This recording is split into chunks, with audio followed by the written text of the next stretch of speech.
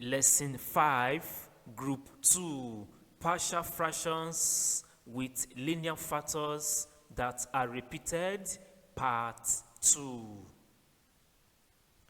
Example number 5. Decompose s squared plus 3s plus 1 over s squared, bracket open, s plus 3, bracket close, all square into partial fractions. Solution: you have the given compound fraction. Now listen, in s square there is s power 1 before s power 2. That means that term is repeated. In s plus 3 power 2, there is s plus 3 power 1 before s plus 3 power 2. So that term is also repeated. That means we are going to have 4 numerators. The first one is a over s plus b over s squared plus c over s plus 3 plus d over s plus 3 in bracket all square. Next is to simplify by finding the LCM, which is s squared times this term. You have it in this form. You divide the LCM by the first factor s. You are left with s, bracket open, s plus 3, bracket close, all square, to multiply a, and you have this result. If you divide the LCM by the second term, you are left with this term to multiply b in this form, and you have the rest results. Multiply through by the LCM to clear fractions. If you do that, you have equation P. If you check very well, s plus 3 is common to the first, second, and third terms. That means we can find d. But before that, if you check again, s, and s is also common to a, c, d. That means we can find b if we put s equal to 0 in equation P. You have equation P after s is replaced with 0. When you go through it, you have 1 equal to 9b. To get b, divide both sides by 9, and b is equal to 1 over 9. In the same equation P, s plus 3 is common to a, b, c. That means we can find d if we let s equal to minus 3. You have s plus 3, s plus 3, s plus 3. Now, minus 3 plus 3 is 0. Hence, we let s equal to minus 3 in equation P. You have it in this form. When you simplify, you have these results, and 1 is equal to 9d. Divide both sides by 9 to get d. d becomes 1 over 9. The solution continues. B and D are known. To find A and C, we may not necessarily expand equation P, but if you choose to do that, you can expand it. You compare the coefficients, you will have sets of equations that you solve simultaneously. But I want to cut out that process of expanding by using the alternative approach. Let S take any value except 0 and minus 3, since we have already made use of them in finding B and D. So let S equal to 1 in equation P. This is equation P. You replace S with 1.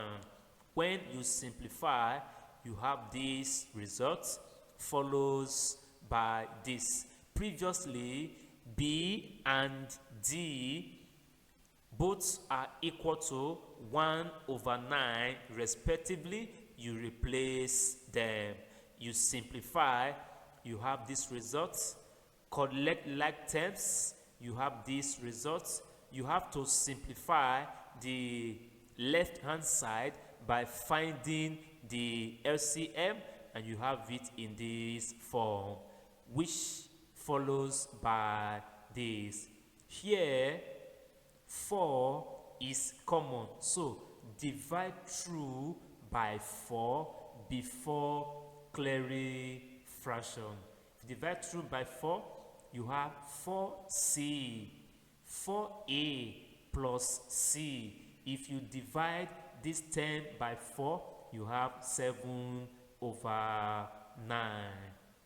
Multiply through by 9 to clear fraction, and you have 36a plus 9c equal to 7.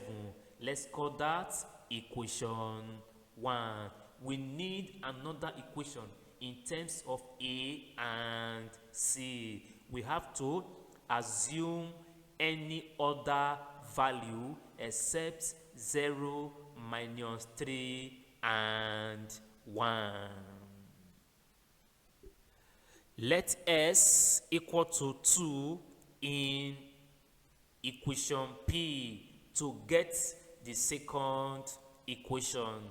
In equation P, you replace S with 2. When you simplify, you have it in this form, and you have this result. You replace B and D with 1 over 9 respectively. You simplify, you have this result. Collect like terms and simplify the left hand side by finding the LCM, and you have this result. Divide through by 10, since 10 is common here, and even here too 10 can divide before clearing fraction, and you have it in this form. Multiply through by 9 to clear fraction, you have this result. When you expand, you have equation 2. We have to solve both equations simultaneously for A and C using any method of your choice. Solve equations 1 and 2 simultaneously using elimination method. You have the two equations 1 and 2. I want to eliminate variable C. To achieve that, the coefficients need to be the same. You have 9 here and 18 in the second equation. The LCM is 18. To have 18 here, multiply through equation 1 by 2 and equation 2 by 1. You have this result. The coefficients are now the same. The sign is the same. I have to subtract. So if you subtract, you have 27a plus 0 equal to 7, and you have these results. To get a, divide both sides by 27. A becomes 7 over 27. To solve for C, replace A value in equation 1. This is equation 1. You replace A with 7 over 27 in this form. If you reduce 36 and 27 by 9, you have these results.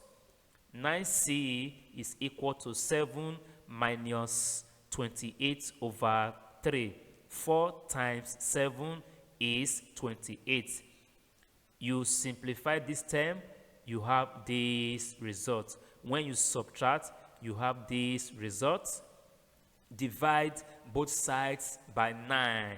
You have C equal to this. You can write 9 as over 1.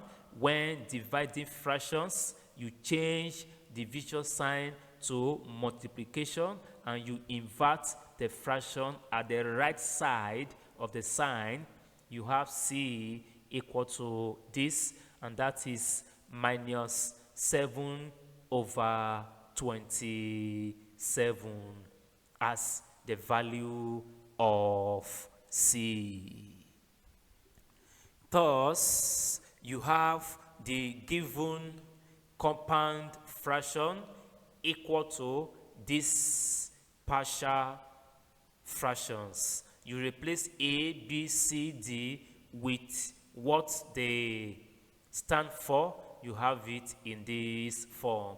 And if you bring down the respective denominator in the numerator, you have this final result as the required partial fractions.